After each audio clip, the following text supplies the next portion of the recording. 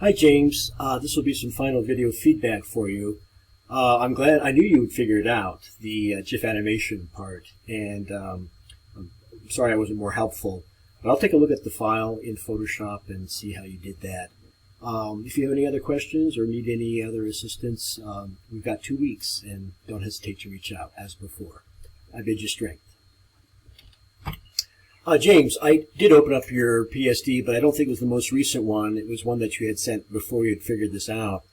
And I didn't see any extra frames in the timeline. I'm just going to go through that. I know that you were unable to create with a frame animation. I was able to, but we'll see. Anyway, you figured it out. The movement is great. And the type effects are really nice too. Normally, I'm not a fan of bending type along a baseline curve like that, but you've done it, and I think it echoes not only the shore, the curve of the arc of the shore, but it also, what's this?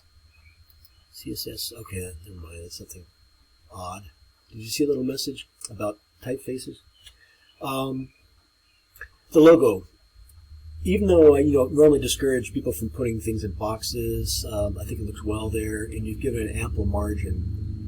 It might be nice if this just disappeared off the page, and of course, now that you know how to add movement, think about smoothing it out. Perhaps build a little narrative.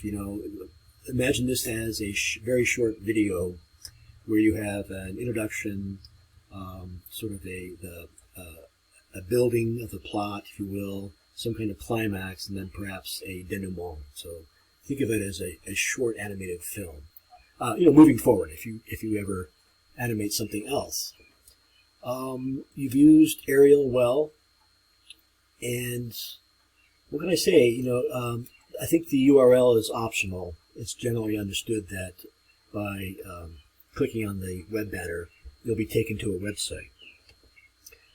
James, when I open up your Photoshop file and then I click on timeline, I get this option which I realize you were probably blocked out of, and then that automatically creates a timeline. Now I can add frames just by clicking on this, and then on any particular frame I can turn off stuff. I'm just going to arbitrarily turn off a few things, okay, and then do the same thing and maybe add some of them back here. And then you can add transitions between frames by doing something that's called tweening. So between the last 2 frames, I'm going to add some extra frames, and I'm just going to make them endure for about 1/10 of a second. So let's just see what that gives us.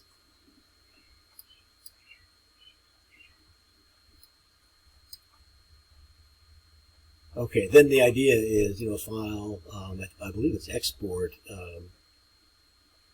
and you should get GIF as an option.